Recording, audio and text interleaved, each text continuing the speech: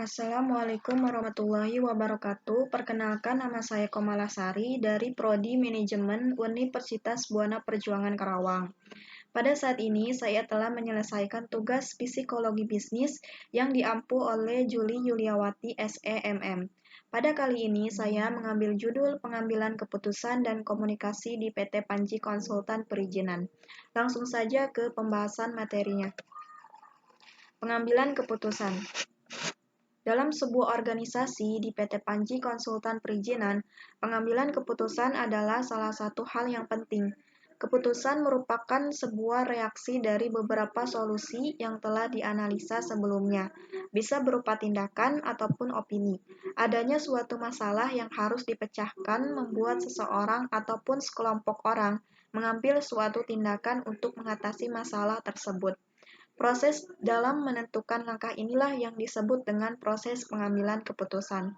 Dasar pengambilan keputusan. Dasar-dasar pendekatan dalam proses pengambilan keputusan dalam komunikasi organisasi menurut George R. Terry dan Bricklow adalah sebagai berikut.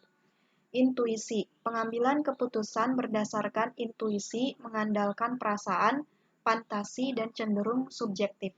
Meskipun keputusan berdasarkan intuisi dapat dilakukan dengan cepat, namun kadang bersifat impulsif.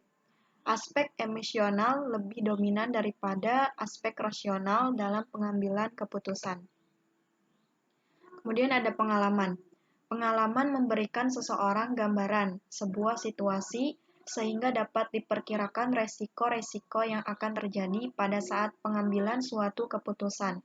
Semakin banyak pengalaman, semakin banyak pengetahuan dan lebih matang dalam membuat keputusan. Fakta. Fakta adalah hal yang sangat membantu dalam pengambilan keputusan karena keputusan yang diambil akan dapat dipercaya sebab didukung oleh fakta.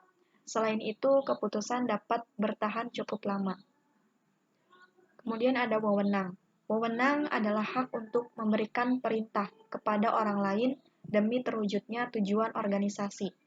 Pimpinan biasanya akan mengambil keputusan karena wewenang yang ia miliki kepada orang yang lebih rendah jabatannya. Logika atau rasional. Rasional adalah pemikiran menggunakan nalar dan didasarkan pada data yang ada untuk mencari kebenaran yang sebenarnya. Komunikasi. Komunikasi adalah salah satu syarat wajib dapat terciptanya interaksi sosial.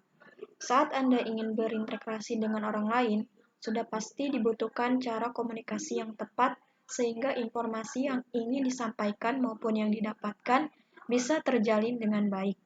Karena itu, Anda perlu mengenal strategi komunikasi efektif. Maka di lingkungan perusahaan di PT Panji Konsultan Perizinan akan terasa lebih menyenangkan apabila setiap anggotanya bisa menyampaikan aspirasi secara positif kepada manajemen atau rekan kerja lainnya. Tapi jangan salah, bukan hanya bawahan saja yang perlu untuk bisa berkomunikasi dengan baik.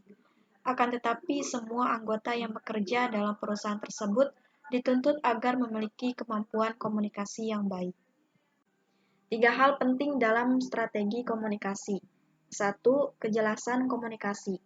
Dalam menyampaikan sebuah gagasan, terutama yang berkaitan dengan perusahaan, sebaiknya memiliki kejelasan dan keterbukaan. Tujuan yang jelas akan membuat informasi yang disampaikan tidak menyebabkan salah paham. Kedua, penyampaian pokok komunikasi. Apa yang didiskusikan dalam sebuah perusahaan biasanya berisi tentang bisnis dan program dari perusahaan. Setiap perusahaan memang hendaknya memiliki agenda untuk bermusyawarah atau berdiskusi mengenai program yang akan dilakukan. Dalam fase ini, dibutuhkan komunikasi yang efektif sehingga apa yang diharapkan perusahaan bisa dipahami dengan jelas oleh seluruh karyawan dan individu di dalam perusahaan. Dalam forum musyawarah atau diskusi, perlu disampaikan berbagai macam masalah yang harus diselesaikan, harapan dan target yang ingin dicapai, solusi, rencana kerja, prestasi, dan sebagainya. Komunikasi internal perusahaan yang baik dengan isi yang berkualitas juga bisa membantu untuk mengembangkan bisnis agar semakin baik. Yang ketiga, konteks penyampaian informasi. Dalam komunikasi juga harus terdapat konteks yang jelas.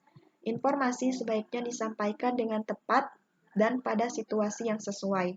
Hal yang akan terjadi apabila penyampaian informasi tidak sesuai konteks bisa terjadi perdebatan atau bahkan terjadi konflik. Sekian dari presentasi saya, kurang lebihnya mohon dimaafkan. Wassalamualaikum warahmatullahi wabarakatuh.